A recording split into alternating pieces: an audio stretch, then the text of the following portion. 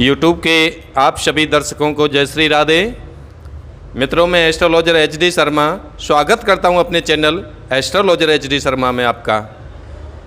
आप सबके प्यार और सहयोग से मित्रों हमारा चैनल मोनेटाइजेशन के लिए तैयार हो गया है। अब हम मोनेटाइजेशन अपने चैनल का कर सकते हैं। हमारे 1250 सब्सक्राइबर हमारे परिवार के सदस्य जुड़ चुके हैं। आप सभी का इसके लिए बहुत बहुत धन्यवाद। इसी प्रकार से हम पर अपना प्यार बनाए रखें, अपना विश्वास बनाए रखें और मैं ऐसी ही यूजफुल वीडियोज़ आपके सामने प्रस्तुत करता रहूँगा। मित्रों, 11 जून 2022 शनिवार के दिन निर्जला एकादशी है। उस निर्जला एकादशी में उसका क्या महत्व है, क्या उसकी कथा है, संपूर्ण कथा के बारे में हमारे शास्त्री जी, राजकुमार शास्त्री जी आपको निर्जला एकादशी की कथा सुनाएंगे, जो कि आज हमारे बीच में उपस्थित हैं। ये आपको निर्जला एकादशी का महात्म्य और उसकी संपूर्ण कथा आपको सुनाएंगे। इसको सुनकर सभी पापों से प्राणी मुक्त हो जाता है और जो अगर मान के चलो निर्जला व्रत ना भी कर पाएँ तो भी कथा सुनने मात्र से इसका बहुत बड़ा पुण्य मिलता है। तो मित्रों, स्वागत करते हैं हम अपने चैनल में राजकुमार शास्त्री जी का। ये आपको निर्जला एकादशी की कथा सुनाएंगे। शास्त्री जी राधे राधे। आनंद रूपाय विश्वोदपत्यादिहेतवे तापत्रय विनाशाय श्री कृष्णाय वयं नमः। कृष्णाय वासुदेवाय हरये परमात्मने प्रणतक्लेशनाशाय गोविंदाय नमो नमः। सभी भक्तों को राधे राधे। हमारे शास्त्री जी एचडी शर्मा जी के साथ में आज हमारे इनके साथ में मिलन हुआ। तो एकादशी के बारे में बता रहे थे पंडित जी।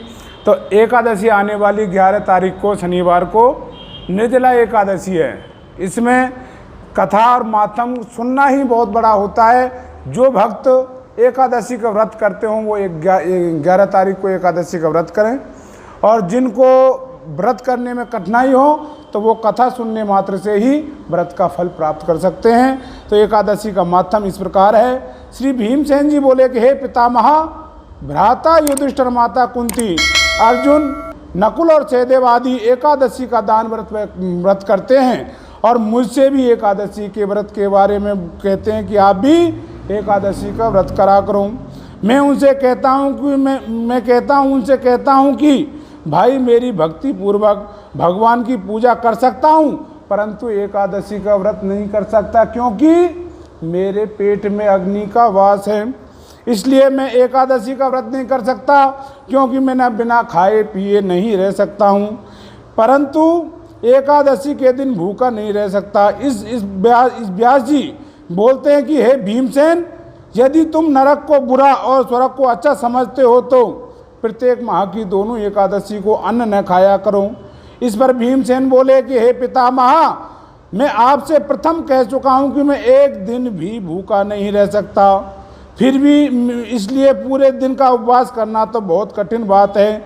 यदि मैं प्रयत्न करूं तो इस व्रत एकादशी का व्रत कर सकता हूं, अतः आप मुझे कोई ऐसा व्रत बतलाइए जिससे मुझे स्वर्ग की प्राप्ति हो सके। व्यास जी बोले कि हे वायुपुत्र, बड़े बड़े ऋषि और महर्षियों ने बहुत से शास्त्र आदि बनाए हैं, परंतु दोनों पक्षों की एकादशी का व्रत करना चाहिए जिससे उन्हें स्वर्ग की प्राप्ति हो सके। व्यास जी के वचनों को सुनकर भीमसेन ने नरक में जाने के कारण अत्यंत भयभीत हो गए और लता के समान कांपने लगे। तब वे बोले कि पितामह, अब मैं क्या करूं? कोई मुझसे व्रत नहीं हो सकता, अतः आप मुझे कोई ऐसा एक ही व्रत बतला दीजिए जिससे मेरी मुक्ति हो जाए। इस प्रकार व्यास जी बोले कि हे भीमसेन, श्री कृष्ण और मिथुन संक्रांति के मध्य में ज्येष्ठ माह की शुक्ल पक्ष की एकादशी होती है, उसका नाम निर्जला एकादशी होता है। इस एकादशी के व्रत में स्नान और आचमन से जल वर्जित है, इसलिए आचमन में 3 मासे के जल से अधिक जल नहीं लेना चाहिए। इस आचमन से शरीर की शुद्धि हो जाती है। आचमन में 7 मासे से अधिक जल मदपान के समान हो जाता है। इस दिन भोजन करने से व्रत नष्ट हो जाता है। यदि सूर्य उदय से सूर्य अस्त तक मनुष्य जलपान ना करे तो उसे 12 एकादशी फल की प्राप्ति होती है। द्वादशी के दिन सूर्योदय से पहले उठना चाहिए और स्नान करके ब्राह्मणों को यथा योग्य दान देना चाहिए। इसके पश्चात भूखे ब्राह्मणों को भोजन कराना चाहिए। तत्पश्चात स्वयं भोजन करना चाहिए। इसका फल संपूर्ण एकादशियों के बराबर होता है। हे भीमसेन, स्वयं भगवान ने मुझसे कहा था कि इस एकादशी का पुण्य समस्त तीर्थों को और दोनों के पुण्य के बराबर होता है। एक दिन निर्जला रहने से मनुष्य अनेक जन्मों के पापों से मुक्त हो जाता है।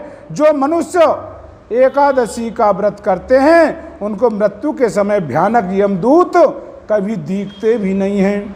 उस समय भगवान विष्णु के यमदूत स्वर्ग से आते हैं और उनको पुष्पक विमान में बिठाकर स्वर्ग को लोक को ले जाते हैं। अतः संसार में सबसे श्रेष्ठ एकादशी निर्जला एकादशी का व्रत है। अतः यत्न पूर्वक इस एकादशी का निर्जल व्रत करना चाहिए।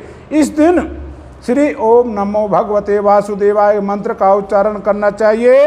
वासुदेव जी ने ऐसे वचन सुनकर उनसे निर्जला व्रत किया। इसी एकादशी को भीमसेनी या पांडवी एकादशी भी कहा जाता है। निर्जल व्रत करने से पहले भगवान की पूजा करनी चाहिए और उनसे विनय करनी चाहिए कि दूसरे दिन भोजन कराऊंगा।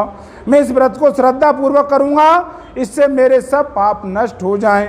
इस तरह भगवान से प्रार्थना करते रहें और एक बड़े वस्त्र में ढककर स्वर्ण सहित भगवान को दान कर्म करना चाहिए। जो मनुष्य व्रत को दोपहर में स्नान तप आदि करके करते हैं उनको करोड़ों फल स्वर्ग की प्राप्ति का दान फल प्राप्त होता है। जो मनुष्य इस दिन यज्ञ होम आदि करते हैं उनका फल वर्ण ही हो सकता है। इस निर्जला एकादशी के व्रत से मनुष्य विष्णु लोक को जाता है। जो मनुष्य इस दिन अन्न नहीं खाते उन्हें भगवान के स्वर्ग की प्राप्ति होती है। और जो इस दिन व्रत में अगर कोई अन्न खाता है तो उसे चांडाल समझना चाहिए। वे अंत में नरक को जाते हैं। ब्रह्म हत्यारे होते हैं, मदपान करने वाले, चोरी करने वाले, गुरु से दुरेष करने वाले, असत्य बोलने वाले। इस व्रत को करने से सब लोग स्वर्ग को चले जाते हैं। हे कुंती के पुत्र, जो पुरुष या स्त्री इस व्रत को श्रद्धा पूर्वक करते हैं उनका निम्नलिखित कर्तव्य है कि उन्हें सर्वप्रथम भगवान विष्णु की पूजा करनी चाहिए। तत्पश्चात गौओं का दान करना चाहिए। उस दिन ब्राह्मणों को दक्षिणा मिष्ठान आदि देना चाहिए। निर्जला के दिन अन्न वस्त्र छत्र उपहान आदि का दान करना चाहिए। जो मनुष्य इस कथा को प्रेम पूर्वक सुनते या पढ़ते हैं उनको स्वर्ग की प्राप्ति होती है। इस दिन घड़े में जल भरकर ब्राह्मणों को दान में देना चाहिए। बोलिए भगवान विष्णु भगवान की जय।